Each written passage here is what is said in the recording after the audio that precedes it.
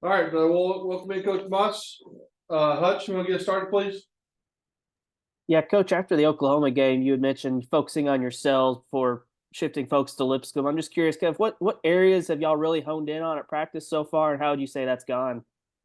Yeah, I mean, we've had two great practices, but this group's been a pretty good practice group all year, so, to say that we've had two great practices, it still has to correlate to the game, because I do think this group has a spirit about itself in practice that, we've also had some guys that aren't great practice players, and they go out in a game and, do damage in a positive way. So, we have had good practices. They've been very competitive, more live stuff than we've done since I've been at Arkansas.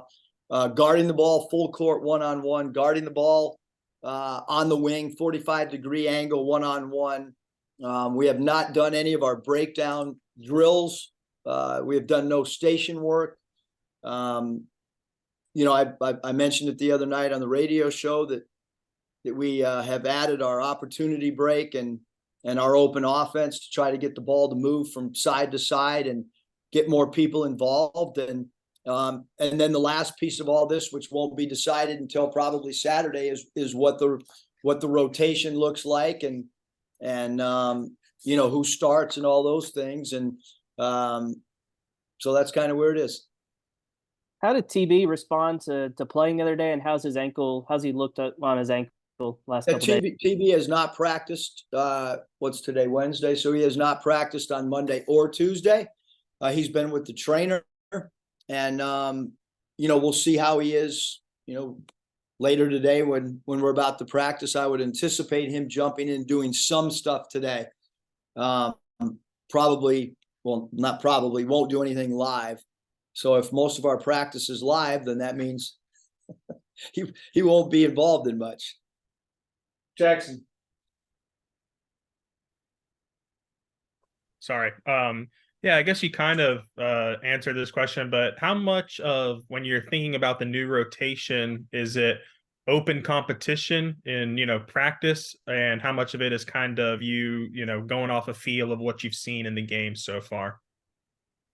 I think a little of both, especially when we've gotten more competition in the last 2 days. And it's also just about, does somebody not have an opportunity as opposed to someone that has had an opportunity. So obviously defensively, I mean, not up to the standards of what we've had the last 9 years. So something's got to give there. And, we've had some great games of ball movement. And played really well in those. And we've had some other games of not good ball movement. So something's got to give there. We've added some stuff that we've done in the past offensively to try to get the ball to move a little bit better. And certainly we're doing everything we can from a defensive standpoint as well. Surprisingly, our pick and roll defense, which is an area that most teams talk about at all levels, really struggling. We have not struggled there. So it's guarding the man, keeping him in front. It's defending three, and playing with we need to play with the personality that we've played with in the past. And we've done it at times, and at times we haven't. And there's 5 guys that'll play with the personality we want. It's just, we're trying to find who those 5 are, but there'll be 5. I don't know when it'll be. And I don't know if that equates to a win. But we're not gonna play defense like we have of late. And after the Oklahoma game, you mentioned kind of the guys falling over on layups, impacting maybe some transition defense. I'm wondering, are there any other ways where maybe some struggles on offense have negatively impacted you on the defensive end, or is that kind of the main one, and then you just have the unable to stop the dribble penetration and stuff? Well, I think anytime you talk about in our sport, because it's not football, where a new group of players is coming on the field, for offense and defense. I mean, the flow of our game, everything affects. Our defense affects our offense. Our offense affects our defense. Shot selection would be the number one thing that affects a team's defense. That's the number one spot you start with. And then the second spot you start with when you're asking about offense affecting defense is your lack or your positive offensive rebounding. So, I mean, we got some guys that haven't gotten an offensive rebound. If I took Bob Holt, me, Curtis, if we all went out there and played, I don't know, 200 minutes, a ball would fall in Bob Holt's lap. And he'd get an offensive rebound. It would. If I played at 59 years old, a ball would somehow bounce to me off an offensive rebound. It just would. Curtis. Coach, with the on-ball defense, is it a mentality thing of just you got to sit down and keep your man in front, or are you seeing some common themes in terms of why it might be a problem area? Yeah, so Curtis, I think there's several things when you talk about guarding the ball. It's habits. You know, what habits do you have prior to the last 5 months or whatever you've been here? It's mobility, lateral, quick speed, foot speed laterally. And then there's a mentality part, and then there's a help part. You know, like it's not just the guy on the ball, it's are you in a gap? You know, and then you know what? You got to be in a gap and you got to take away the three.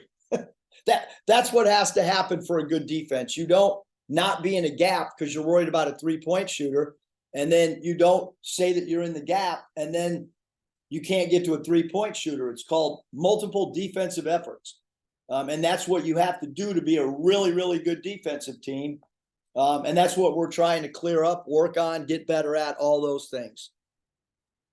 I know a lot of things go into tempo from game to game, but just looking at the KenPom numbers over the course of the last few years, playing a little bit slower than you have maybe in the past. Well, I hate to cut you off, Curtis, but that's not by design. I mean, I figured. I would love it if you guys could point out one time where I said, hold up, let's run a half court play. I mean, we want to play with pace, not Saturday. Every game we want to play with pace. I said it in my press conference when I was hired here, however many years, like what you got in order to play with pace, you got to run the floor, you got to ball handle, and that's all on the coaching staff. I mean, all the issues that a team has, they're all, you know, it always falls back to the coaches trying to convey the issue. It's not the players.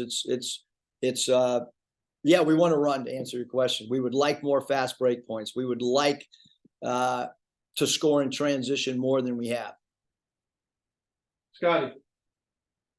Yeah, Eric, we talked to Jalen Graham a few minutes ago. He said you guys have implemented a 0.5 rule offensively. How have guys taken to that so far, and how can it help?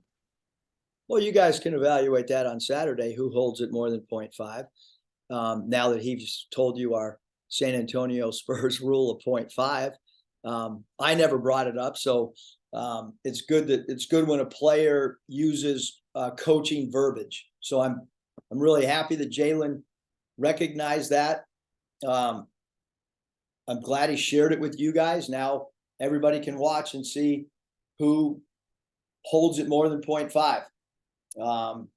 I mean, in all honesty, it's just meant to try to get the ball to move more.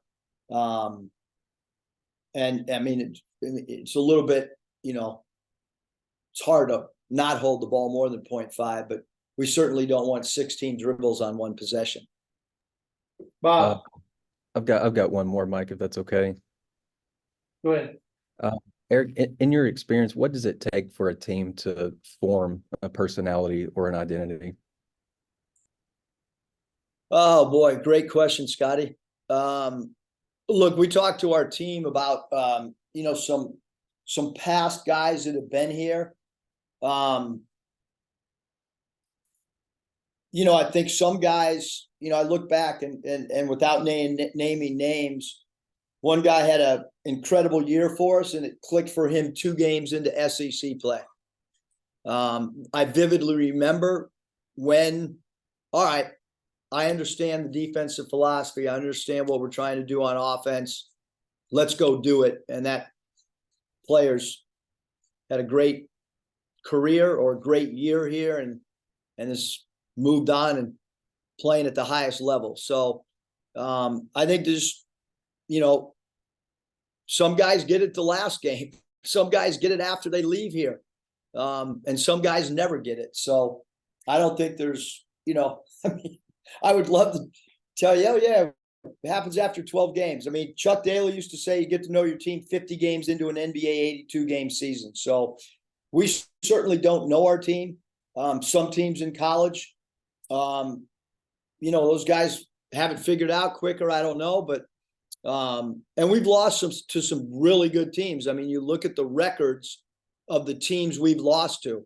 I don't care about their Ken Palm numbers or whatever. I'm just saying that the teams we've lost to. I watched Memphis the other day go into Texas A&M, and Texas A&M has a lot of returning players. Basically, their whole roster, they're really well coached, and that was a true home game for A&M. And Memphis played phenomenal. And I think Texas A&M is one of the best teams in the country. And so North Carolina is a heck of a basketball team. And Oklahoma's probably went into the season the most underrated team in college basketball. Bob.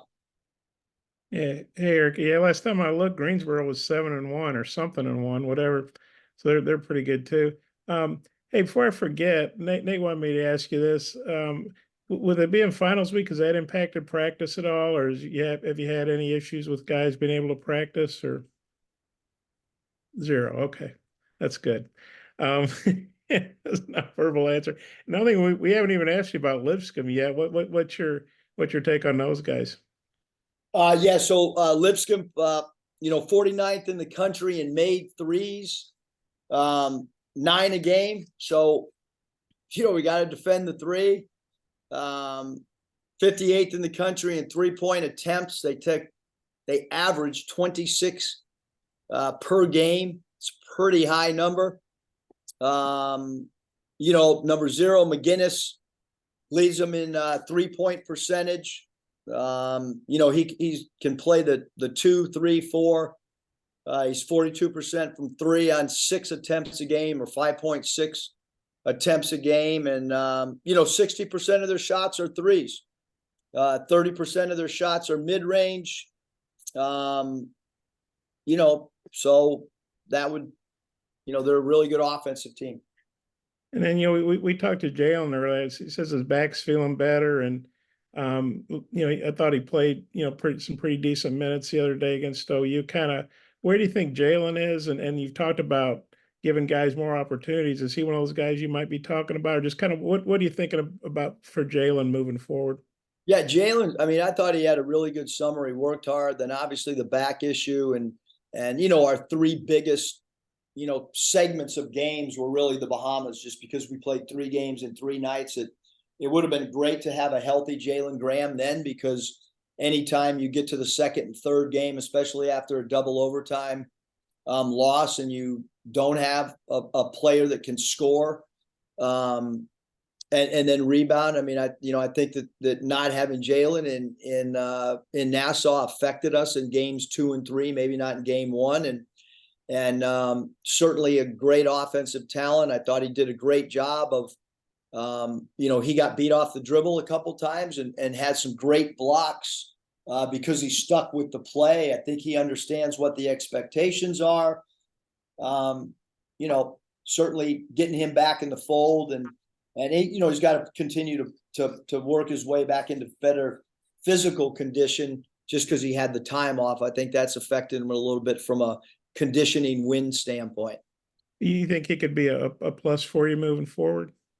Yeah, I mean, I think a lot of the guys, I hope that everybody on our roster can be a plus for us. That, some guys that are scoring at a high level, they got to defend better, and some guys that are defending pretty good got to give us a little more on offense. So I'm hopeful that that we can improve both individually, and then everybody can somehow contribute some way, shape, or form. This is your one time to go play in North Little Rock. The crowds down there are usually pretty rabid, no matter who you're playing, or raucous or whatever. Maybe rabid's a bad word, but what are your thoughts on playing down there and the reception you guys get? Yeah, unbelievable. We love playing there. Have not played good historically. Last year we played good, but I think the program was not 11-9 in their last segment of games there. So you add last year, maybe we're 12-9. I could be wrong statistically, but we need to play like we did last year, which was great energy, great enthusiasm, great desire to play in front of a fan base that doesn't get to see us. There's going to be kids going to that game that are never going to come to Bud Walton. You got to understand that. You got to respect that. You got to understand that there's people that only watch games on TV, and this is their one opportunity. I think it's a great game for us. The only thing that I wish this was a neutral site game because it's 3.5 hours away. It's not a neutral site game. It is counted as a home game for us, which obviously we got the home crowd and all that. But there are some other programs that have games similar to this that are counted as neutral site games and not home games. So we got to go defend our home. It's a home game with the NCAA. So we gotta go play well in a home game. It'll kind of be a homecoming for Devo and Layden Blocker being from that area. What are your thoughts maybe on them coming back to their home area to play? Yeah, I mean, I'm sure that there's excitement. There's extra family members that are able to come. You don't want any distractions. Because it's a different environment. Usually when you go on a road trip and you go out to dinner, nobody, fans aren't asking for pictures and autographs. And when you're in the hotel, but when we go play this game and we go to eat on Friday night, there's going to be fans that are coming up, and we want to try to eliminate as many distractions as you can. I don't go speak anywhere else on a road trip. I'm gonna speak on Friday to a group. So all of us have to understand that this is a game. We've got to stay focused. We've got to get ready to compete in a game that's that's a one-time game in front of what will be a sold-out building, we would assume, and a very, very important game for us, in my opinion.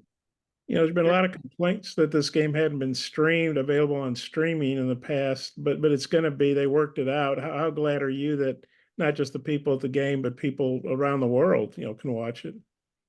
Well, Bob, if we play really good, I'll be really, really happy that this thing got streamed and worked out, that it can be viewed by a bunch of people. If we don't play well, then I probably wish the streaming issues would have continued, to be honest with you. But no, I think it's great that they figured it out. All right, Coach. Thanks. Appreciate your time.